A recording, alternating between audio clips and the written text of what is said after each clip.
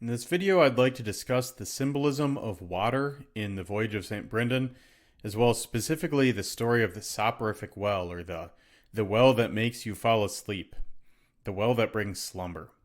So the book I'll be reading from is the Nāvigātiō Sānctī Brendānī Abbātis. If you want a copy of this PDF, simply go to comprehensiblelatin.com, click intermediate texts, and then click on the little PDF link, and that'll pop open the copy that I'm reading from.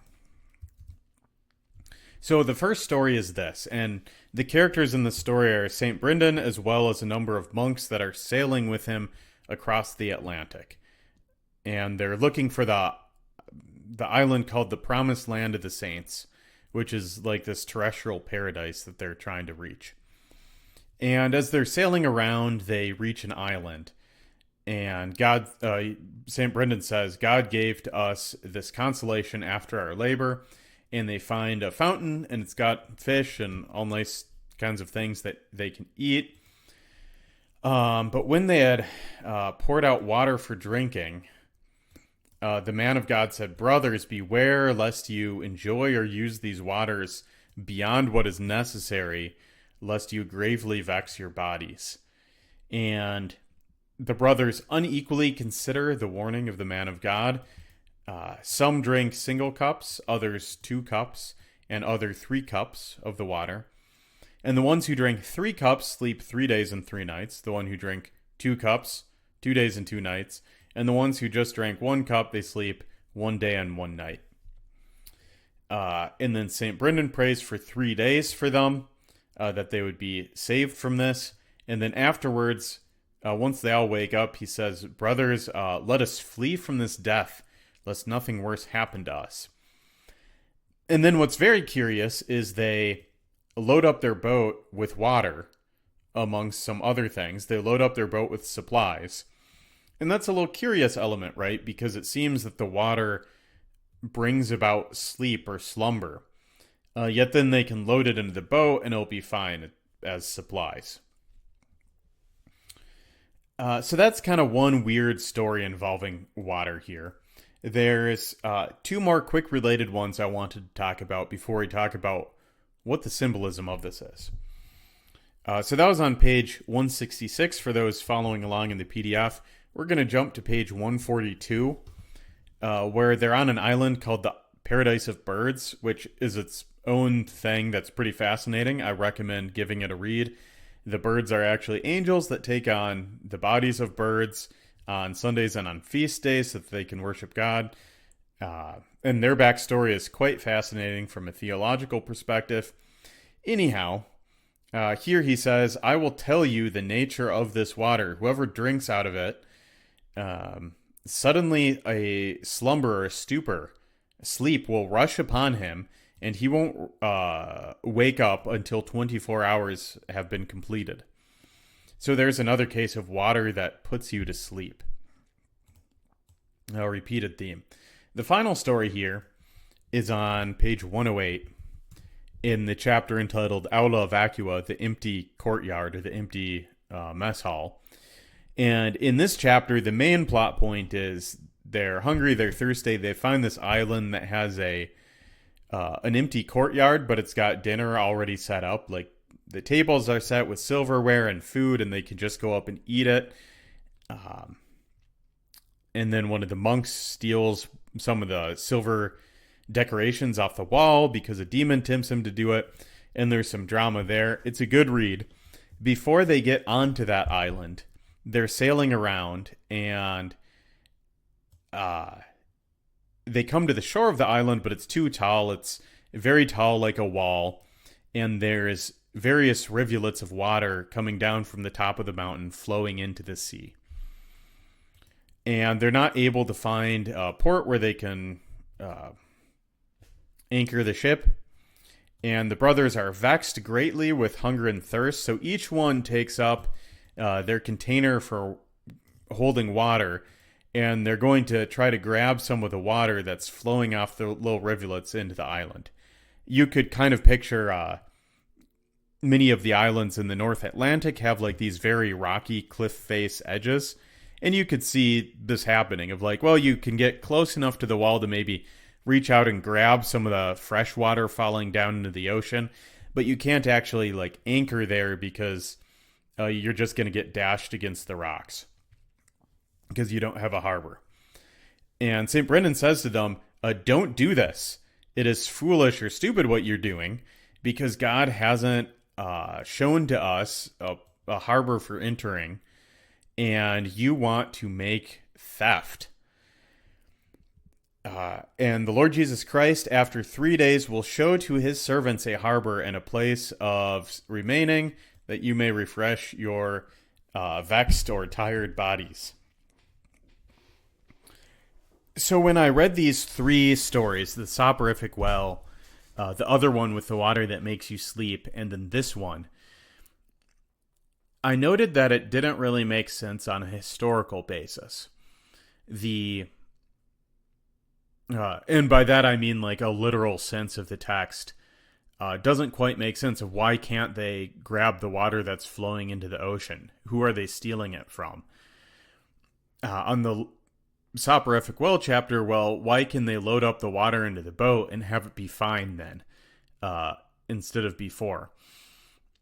And I think what I'd take this as an indication that what is being communicated here is that there's an allegory at play. There's a spiritual meaning behind this. And this isn't just me being, Straussian for fun. We're dealing with like 6th to 8th century monkish literature, which is generally written with an idea that, they're not just on a physical pilgrimage, they're on a spiritual pilgrimage as well.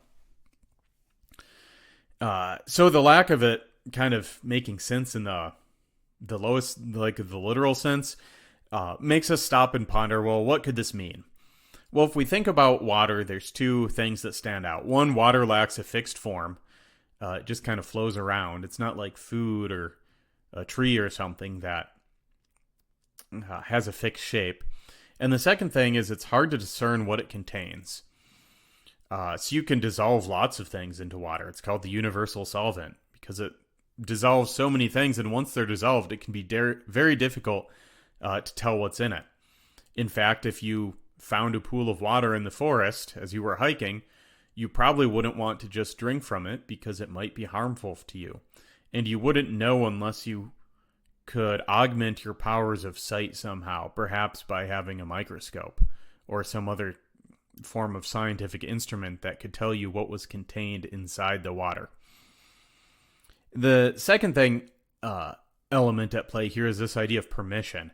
Here they don't have permission to drink the water, but then later on God gives them, an empty courtyard full of food for them to eat from. So what could the interpretation of this possibly be? I've been pondering this for a little over a year now, and this is the second time I'm teaching through the text, and I think I figured out a passable interpretation, which is this. I think that the water in these particular stories, not in all the stories, but just in these, I think the water represents the loose little formless details in life, the little life events that don't necessarily fit into like your plan or structure for what life should be. There's an old adage that's life is what happens when you're busy making other plans. And I think how this concept fits in here is illustrated well with the idea of Twitter as a soporific well. If you think of opening up Twitter and scrolling, what do you get? You get this very fluid stream of life experiences. You get images of what other people are seeing. You get little videos of interactions people had in their lives. You get these little ideas here and there. And you can start, we've got a word for it, doom scrolling, where you sit and you just scroll and it puts you into this slumber where you're no longer really living, you're just kind of experiencing these formless events that flow by. And if you're, a heavy Twitter user, you may have even thought of times where you saw a tweet that was interesting, you scrolled a little bit, and then you completely forgot about what the 3 tweets prior was. You were just kind of letting it flow by like a stream. And part of the soporific well is that you can almost desire the slumber-inducing effects of it. Like, there's a certain aspect of Twitter usage where you actually kind of want to just fade out and not have to like try or think at life. You can just have these kind of mediocre experiences. It's like the McDonald's of eating. Well, you don't want horrible food. You don't want, fine cuisine. You're just going to have, McMediocre's hamburgers to eat because it's good enough. Then you don't have to like make an actual decision. Now, one could object that, well, these monks aren't writing a spiritual text about Twitter, obviously. So what could that mean in a broader sense? And here I think it fits in with that idea of the soporific well being desired for its slumber-reducing effects to the spiritual disciplines. Sometimes I feel this in my own life where it's like, I should be doing more fasting, more Bible memorization, more prayer. But there's no one who's going to really track me down in life and tell me that I need to do more fasting. And for most of us who live in the West, that's the case. There's no one who's going to tell you you need to be, spending an hour or two a day praying. If you don't do it, there's no immediate consequence. And there's this temptation to, those things are hard. That takes a lot of willpower. To not eat and to spend dedicated time reading and praying and memorizing. So wouldn't it be easier just to kind of let life pass you by and really not worry and just kind of let things happen? Go to work, do the events, not really have to think about where your life is going. But if you want the benefits of the spiritual disciplines, if you want the life-giving effects of that, you have to choose not to drink from the soporific well. This interpretation of the water as these like little life events also fits in with this story where they can't take the water that's flowing down. You could see this in two senses. One is spiritual gifts from God, and the second as like life experiences given by God. To return to the Twitter example, or perhaps other social media, you can see things where people are like posting vacation pictures and things like that, where it's like, everyone else is, getting a PhD and having kids and going on a vacation and starting a new business and publishing books. And it can be very disheartening because it feels like, all of that stuff is just flowing down from the top of the island, from the peaks of life, and it's just going into the sea, and you're just kind of sitting there by the side, not experiencing what you think the good things in life would be. And it might be tempting to perhaps try to force life events when they're not actually within your reach, when God actually hasn't given you the place, the harbor for having those things. And then we do well to recall what St. Brendan says here of, it's stupid what you're doing. Don't do it because God hasn't given you a harbor and you want to make robbery.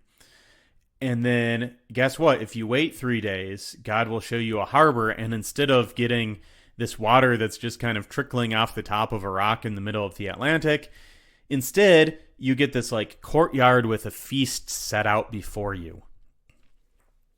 Because that's what God was willing to give to you in his timing. And you could also interpret this not as just like life experiences, but almost as a spiritual giftings kind of thing.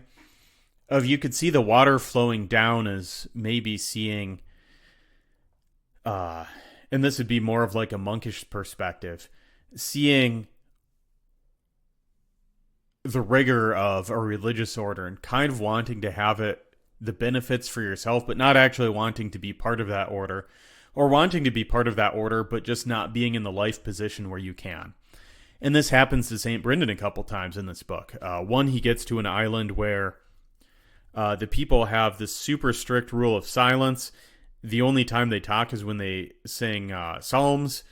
All their food is supernaturally prepared for them. The lamps in their church are supernaturally lit every night by a flaming arrow that flies through the window. And they never get sick, and it's never cold on the island. And St. Brendan asks the abbot there, he's like, I kind of want to abandon the trip that God has given me to find the promised land of the saints and just like join your order and stay on this island because it seems pretty good. And the abbot there tells him that he can't. Even though St. Brendan wants to abide by the rule of the island, it hasn't been given to him. So he's told that he can't do it. So that'd be a case where he's smart to not try to snatch at the giftings given to someone else and not to him.